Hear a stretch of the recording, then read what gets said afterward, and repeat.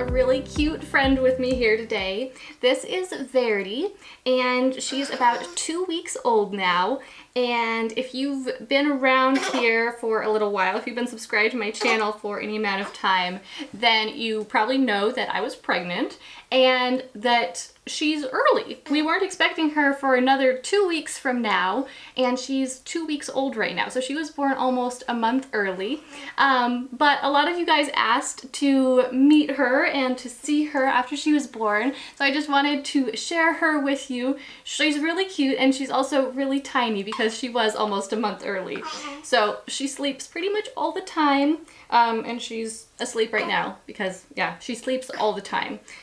She was 5 pounds 6 ounces when she was born, and I just took her to the doctor today and they weighed her for her 2-week appointment, and she's now 5 pounds and 15.5 ounces. So almost 6 pounds, but still very tiny. So I just wanted to share her with you guys, but I thought that along with this, I would answer a question that I've been getting a lot lately, which is, how are there still videos coming out? And am I taking maternity leave?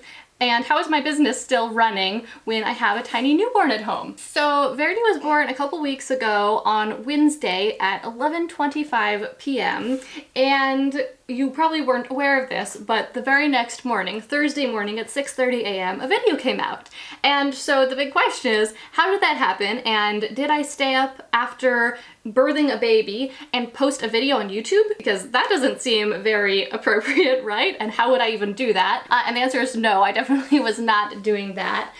The video that came out that Thursday morning had been posted on YouTube several days, about a week beforehand, and it had just been scheduled for that Thursday morning. And then the following week, 2 more videos came out, and both of them also had been scheduled ahead of time. So that's kind of the short version of how things are still getting done, is things got done ahead of time. The slightly longer version is that over the past few months, I've been doing extra work and I've been getting things really organized and really scheduled out so that things could keep going after she was born. Now, unfortunately, she was born a bit early, and so I didn't have as much done ahead of time as I really wanted to have done. I was hoping to have a whole month's worth of content already created, all the emails written, social media completely scheduled out, and that didn't end up happening. Instead, I only had about a week and a half that was already done completely ahead of time. However, things were organized enough, and I have built up my business to a point now where even though I wasn't able to take a month completely off, I have managed to be able to work just 2 hours a day since the week after she was born. So for this past week, I've been working 2 hours a day, and I'm planning to continue working 2 hours a day for the next 3 or 4 weeks here. So I just wanted to share with you guys exactly what my weekly schedule is currently looking like so that you can understand how I'm managing to run my 6-figure business in just 2 hours a day. And just as frame of reference, my 6-figure business currently brings in about $250,000 per year, so about $250,000.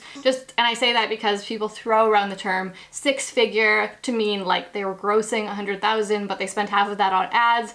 That's not the case in my business. My business actually makes about $250,000 a year. So I think that it will be helpful to you to see, how I'm structuring my week to get everything done that I need to get done and still make that much money. So starting with Monday, on Mondays, I spend my 2 hours first filming 2 or 3 YouTube videos. That takes me about an hour to an hour and a half, and then I spend the rest of the time answering emails. Because as much as people like to poo-poo emails as just busy work, the fact is you still gotta talk to people, you still have to communicate with your customers and your team, so I do have to get those emails answered sometime. Okay, I just went and put the baby down because she was getting way too wiggly. But moving on to Tuesday. On Tuesday, I focus on managing my communities. So first of all, I write 2 different emails for my list. One of them goes out to my entire list, everyone who's subscribed to my email newsletter. And then the second email is just for members of Startup Society, my online membership program. On Tuesday, I also spend some time managing my YouTube comments and replying to people and managing my Facebook communities. I also have 2 Facebook communities. One of them is a free group just for people who are interested in starting an online business or reaching big goals, and I'll leave a link to that one down below. And then the other one is a private group just just for Startup Society members. Then on Wednesday and Thursday, I spend most of those 4 hours creating content for the membership site. So every single month, Startup Society members get access to a new online course that teaches them about some aspect of building their business. So maybe it's about growing their Instagram following or starting a YouTube channel, or how to make money with their blog, or how to grow their email list, all sorts of different topics. So I spend most of my time on Wednesday and Thursday creating those video lessons and the PDF worksheets that the members are going to get access to. I also spend some time on Thursday answering more emails because, again, that has to get done sometime. And then finally, on Friday, I schedule the YouTube videos that are going to be published next week. So every week I make a new video on Tuesday and on Thursday, and the previous Friday is when I actually upload those videos to YouTube, create the thumbnail, write the description, and all that. The rest of Friday is spent answering emails and then on any miscellaneous tasks that have come up throughout the week that need my attention. Now, obviously, there are other things that need to happen in order to run my business. There are way more emails that need to get answered than I could answer in just a couple hours a week. So I have my assistant take care of a lot of those emails. Also, videos need to get edited, so I have someone on my team who edits the videos for me.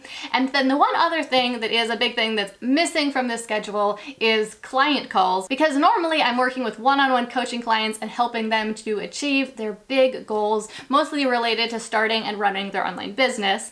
And so that is the one thing that is off my schedule right now. I normally spend about 6 hours a week working one-on-one with clients, but right now I'm not doing that. When I'm doing that, I have to spend at least 3 hours, if not 4 hours every day running my business. But right now, while I'm taking a little bit of maternity leave, I'm not working with any clients for this month. Okay, so that's pretty much what my weekly schedule looks like. Beyond that, I just wanted to share with you guys a few quick tips on how to make big progress on your goals while spending the least amount of time possible. Because really, if you can spend less time working on your goals, then that's better, right? Because you'll have more time to spend on other things, you'll reach your goals faster, and you'll be putting in less work overall to be able to reach those big goals. So my first tip is to only focus on 1 or 2 goals.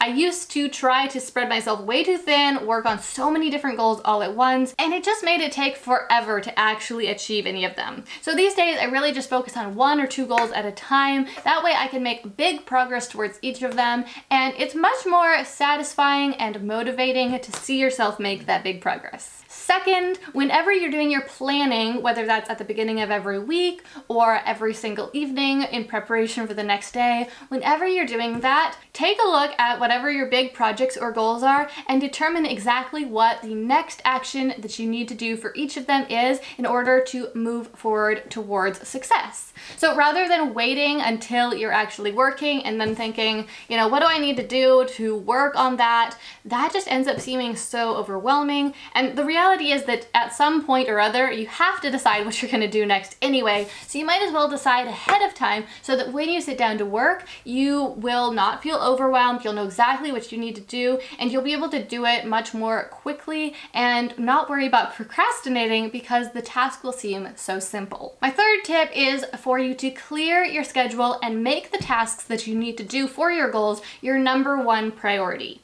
So often our calendars just fill up with all of these things that we've agreed to or other people have asked us to do, or busy work, things that aren't really helping us move towards our big goals. They're not really in alignment with our priorities in life. So clear your calendar as much as you can. Don't let it just fill up, but really declutter your calendar. Make a lot of white space and then schedule in those important tasks that you need to do in order to make that progress on your big goals. And then right along with that, my final tip is all of that stuff that you want to declutter off of your calendar, either eliminate it, automate it, or outsource it. Now I have another video here on my channel called How I Get All My Work Done by Noon Every Day, and that kind of covers my normal work routine when I'm not taking maternity leave, and I go in depth on exactly how you can eliminate things off of your schedule, how you can automate things, and how you even can outsource them. And so if you want to find out more about that, then I'll link that video down below so that you can check it out.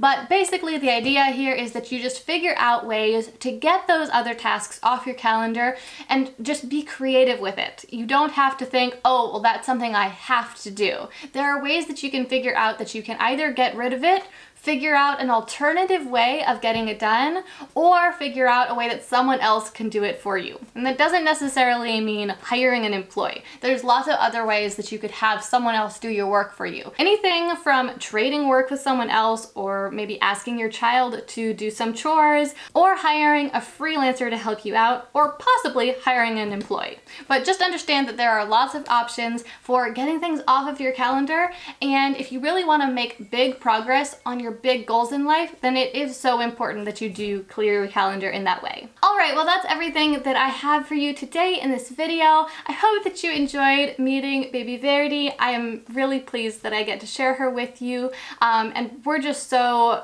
I didn't say this earlier, but we are so in love with her. She is so cute, and we have just been enjoying spending so much time with her and getting to know her, and especially how tiny she is. She is just so cute. So I hope that you enjoyed getting to meet her. And of course, if you happen to be new here, then make sure you subscribe to my channel, like this video if you found it helpful or if you enjoyed getting to meet baby Verdi. But that's all I've got for you today. So thank you so much for being here. My name is Gillian, and I hope that you have a great rest of your week.